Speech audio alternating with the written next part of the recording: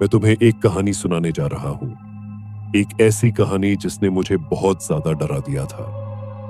खबरदार रहो, ये कहानी एक ऐसी सुरताल की है जो मैंने खुद गुजारी है और जिसने मुझे बहुत ज्यादा खौफजदा किया। मेरे चचा के इंतकाल के बाद मुझे उनकी हवेली विरासत में मिली।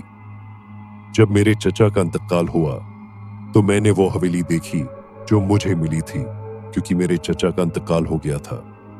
जब कोई शख्स मर जाता है तो उसकी चीजें दूसरों को दे दी जाती हैं।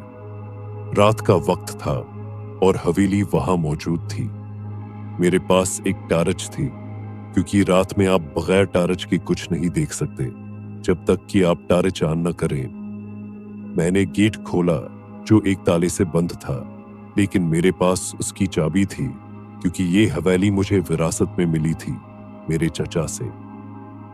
गेट धात और सुलाखों से बना था, लेकिन ये ज्यादा डरावना नहीं था। हवेली के बाग में सूखी हुई झाड़ियां और पुरानी टूटी हुई मूर्तियों का एक इलाका था जिन पर काले दाग पड़े हुए थे। मैं हवेली के बाग से गुजरता हुआ आगे बढ़ा जो हवेली के सामने था, यहां तक कि मैं दरवाजे तक पहुंचा। दरवाजा थोड़ा डरावना था। ये पुरानी लकड़ी का बना हुआ था, क्योंकि हवेली काफी पुरानी थी। इस दरवाजे की चाबी भी मेरे पास थी, लिहाजा मैंने उसे खोला दरवाजा, और जैसे ही दरवाजा थोड़ा सा खुला मुझे डर लगने लगा। मतलब दरवाजा खुलते ही मैं इस सुरताल से डरने लगा।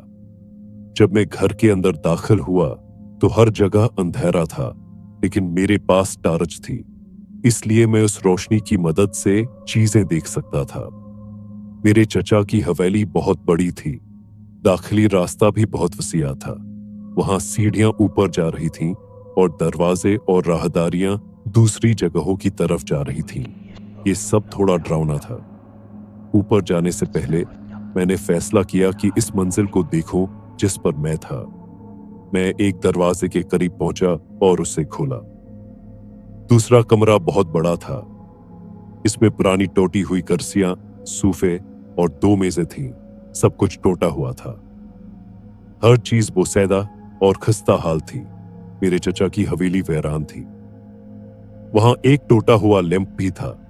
फर्श पर कुछ गत्ते पड़े हुए थे और दीवारों पर सजावट थी। गत्ता? मैंने सोचा, थोड़ा डर कर।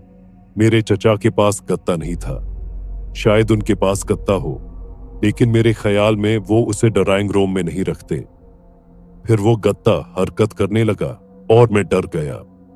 गत्ते के नीचे एक शख्स था। जब मैंने टार्च की रोशनी उस शख्स पर डाली तो उसने अपनी आंखें बंद कर ली और हाथ को हरकत दी। उसके बाजू थे। तुम कौन हो? मैंने इस शख्स या साये से पूछा। शायद ये एक साया था, जैसे कोई भूत या कुछ और। लांत, उसने जवाब दिया और अपनी आंखों पर हाथ रख लिया। मेरा नाम लानत नहीं है, मेरा नाम फलीपे है। मैंने कहा, क्योंकि मैं नहीं चाहता था कि वो मुझे लांत कहे और क्योंकि मेरा नाम फलीपे है।